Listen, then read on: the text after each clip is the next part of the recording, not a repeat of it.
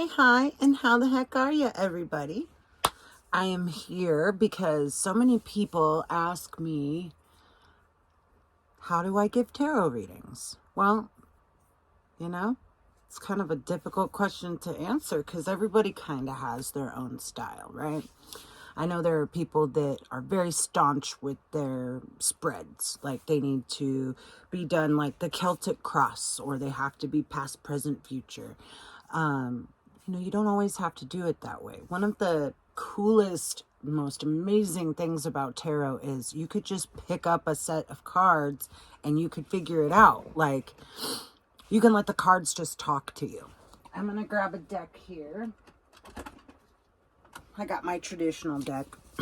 So, like, one thing a lot of people always wonder, like, do you have to shuffle them a certain way? I always go with the standard, like, poker shuffling. But you could do this. Ooh, see, I flipped a card over.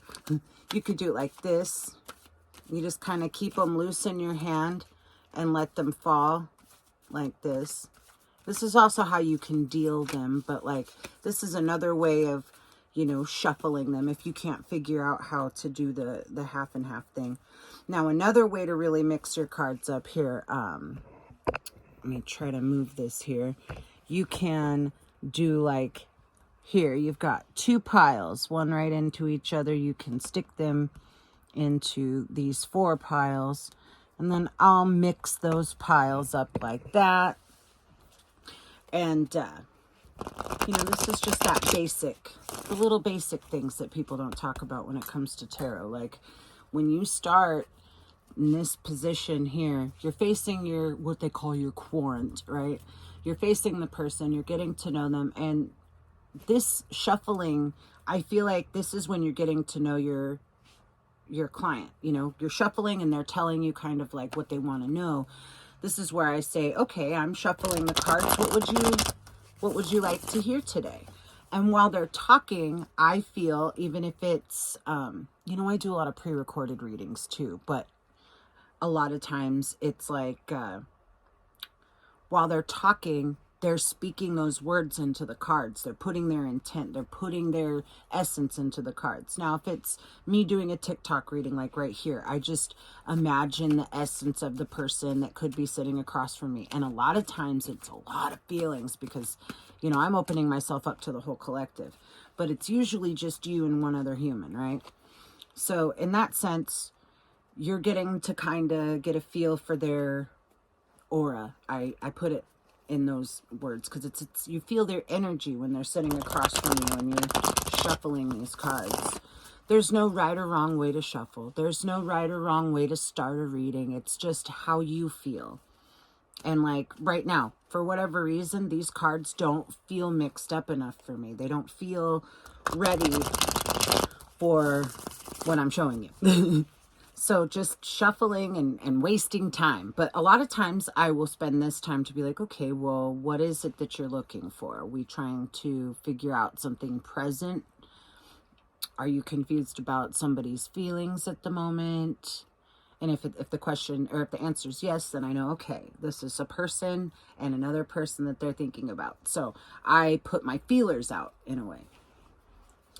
All right. And so from here, this is what I always do. Now, you've got this rambling nonsense out of the way. I sit the deck of cards down and I let the other person cut the cards.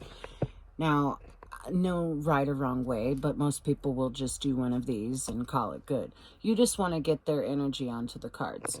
Now, what I do for private readings is I really don't have a specific thing that I do personally anymore, but if you're sitting across from me, I have you cut the cards or touch the cards or blow into the cards or something. But for you, I just say intend whatever you need, just whatever you're feeling. I know that essence is getting into the cards through the video. I just know. All right. So from here, now you already know kind of a little bit about your person. You ask them what they're looking for in this reading. Now, again, if you are a spreads type person, if you think that's going to be more where you want to start, I will demonstrate just the past, present, and future spread. So I'm going to just show you Bella. So what I do, this is how I get cards. See how that just fell out? We have the Tower. So that's in the past position. All right. Now, people get confused with this. It's very loosely. You're thinking of it as just pulling cards down. And since this happened, present is the moon. There's no real right or wrong way. You just feel it. But I knocked over a bunch of cards. So I'm only going to take that top card for future. And there we have past, present, and future. Okay. And then the cards, you know, some people will say, and on the back we have, you know, whatever card. I sometimes will do the back card and I'll say the bookends, which is this card and the card that's up here that we don't know about. But I save the bookends and the card for last. Usually I sit it here, or I'll put, okay, so this is what the overall situation could be about. Obviously, there's something about collaboration here. So I put it up there, upside down, just like this. All right. And so this is, again, for people who need a more structured situation here. So in the past position, you have the Tower card. And I know this is, if you don't know anything about the tarot, I suggest you find a tarot companion book that has just kind of a basic understanding of what the cards are. Every deck is going to have their own set of, you know, descriptions for cards. And you can incorporate those as you see fit. But the traditional ones is what you kind of want to start with. You want to go with a real good beginner deck. A lot of good beginner decks will have all of the keywords and stuff printed on them. I have a set of beginner cards that I use that are not with me right now because I'm currently in a trailer, but I will send you, if you would like to know the link for that, ask me and I can give that to you, or I'll put it somewhere in this video. So just kind of starting with the traditional keywords of cards here. The Tower, you know, sudden upheaval, something very unexpected, right? Even if you don't know what the cards are, what do you see? Like, if you don't know what they traditionally mean, what does this look like? There's a tower up on a building that's caught fire. It's in ruins. You could see, oh, there's a faulty foundation. This thing is kind of crumbling in on itself. What something sudden is shown, obviously, with that lightning bolt. Things are on fire. There's chaos. These two people are being tossed from their home. So again, like uprooted, upheaval. This is just a bad time. And it's in the past position. So when I'm giving a reading, I say, oh, wow, okay, so you've just come from something that was terrible. Like you are starting over after a really terrible heartbreak or whatever it is, you know. And from there, if that sounds, you know, whatever they're confirming with me, that's cool. I can say, okay, so you've obviously come from something pretty terrible. In the present position here, we have the Moon card. Okay, so currently, because of what happened, you're stuck here with this sort of mystery. Now, traditionally, the Moon will speak of illusions, hidden things, fantasy a lot, being confused. I like to look at this card, and I will do videos for each card where I tell you a lot of my meanings, the different things that I've figured out with these cards, and of course my silly little sayings will be in here too. But I will have a video for every individual card as time progresses. But anyway, the Moon, if you see yourself as the lobster or this crab, just imagine this crab has a dual life. They live in duality because they're not only land dwellers, they live in the sea as well. So this lobster has happened upon a scene where these two dogs are just baying at a crazy, like, there's an eclipse in the sky. What have I happened upon? What is going on? This crab is freaking out just as much as these dogs, but because they don't know what's going on. And a lot of times I imagine it's the same when they go back into the water. Maybe there's something crazy going on with King Triton down there, and the lobster's like, man, I was just on land. I don't get it. So that's kind of the feeling of this card. There's duality here. And because of where you've come from, if I get back into the reading, from what you've had happen, I understand that things seem confusing and you don't know exactly what's going to happen. But remember, if you want to figure out how to kind of put all of this together. On the back of the deck, we were talking about the Three of Pentacles, which is collaboration. I know if you don't have all the meanings of cards, this is not going to make as much sense to you. But, okay, Three of Pentacles is about collaboration. There's a masterpiece being worked on. There are people here admiring this masterpiece. These people are, looks to me like they are asking advice from this person. So there's something where there's teamwork involved. This is coming together for the completion of a masterpiece. I always say, you're working on a masterpiece. That masterpiece is you. These people are trying to ask you advice for how they can do what you're doing right here. And that's the overall, situation. That's what's on the back of the deck. So if we're looking at that, something happened that had to do with other people in this reading for whomever this person is. Something happened with other people and it has left you completely confused, completely lost. So what do we see in the future position? The Three of Cups. Now, I'm going to take this time to say what I always say when I see this card. There are a lot of people that do tarot that when they see this card, doesn't matter what the surrounding cards are, they see three people on it, three women especially, they go, oh, third party energy. Nowhere in the Tarot Companion does it say a damn thing about third party energy just because there are three women on the card.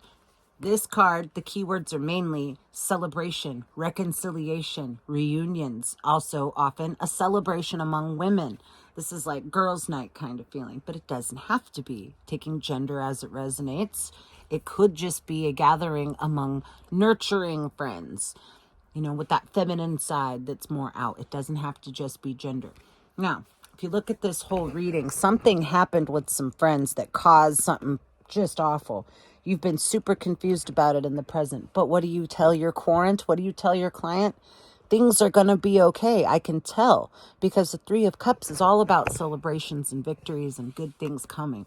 So whomever you are having an issue with, it should be resolved. Okay? Now, the bookends. Take that card that's on the top. What do we have? The Chariot. Okay, and then just real quick about the Chariot, this is talking about black and white decision making. This is fast, one of the fastest moving cards in the deck, talking about speed, traveling, going from one place to another. There is also the goddess of love, Freya, who is associated with the Chariot. So this is a lot of times somebody rushing in love. There's no gray area with the Chariot. So the bookends here are, you have a masterpiece. You have something that you're working on with somebody else. And this Chariot being the bookends, you're rushing sometimes. I think the issue here is a lot of times you just rush through. You don't give time to be confused. You don't give time to that dual nature of yourself. You want to rush to black or white. Well, unfortunately, not everything can be black and white, especially when it comes to others. So that is how I would interpret that reading.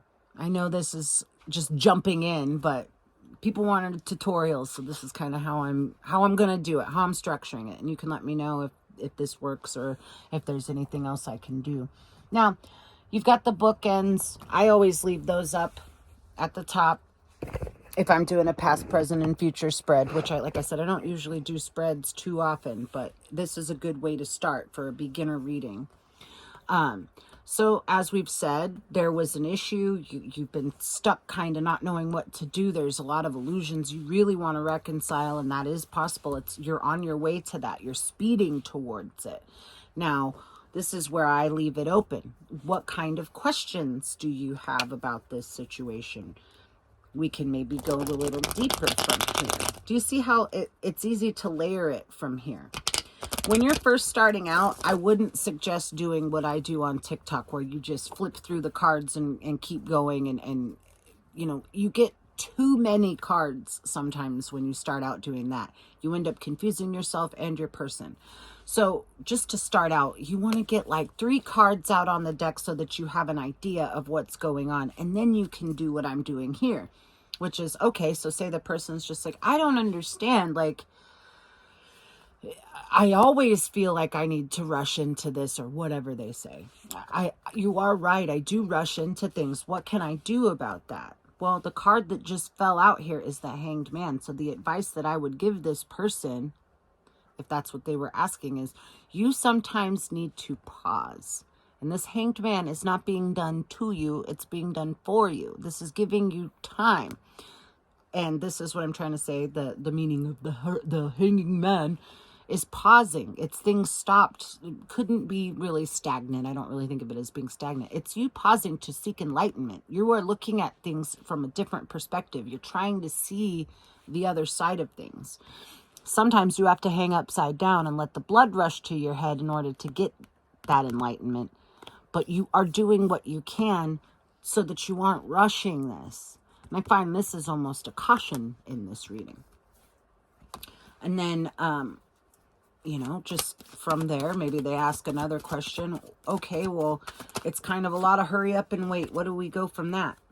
Well, if it's between hurry up and wait, we are confirming right now that maybe speed is the way to go. Maybe after you've had this moment to catch your breath, that speed is going to come back, because the Eight of Wands is the card of swiftness. That word is used so often as a keyword for this.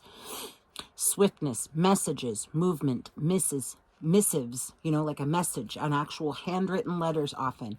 This is about moving, traveling, speed. Same with this, but this is more about black and white. So I'm seeing communication coming towards you after a time of being paused. And that is how I would give this reading.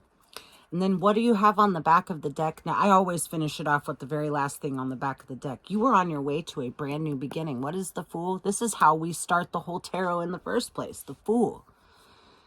You are on your jumping off place, a leap of faith, new beginnings. Sometimes feeling a little foolish, but not so. Not so in this. You are starting over. That's how I would give this reading for somebody. I didn't really have any rhyme or reason for this. I just know that people keep asking, like, how do you do a reading? Well, this is kind of an easy way to start. And I hope I've explained it, at least in a way that makes somewhat sense.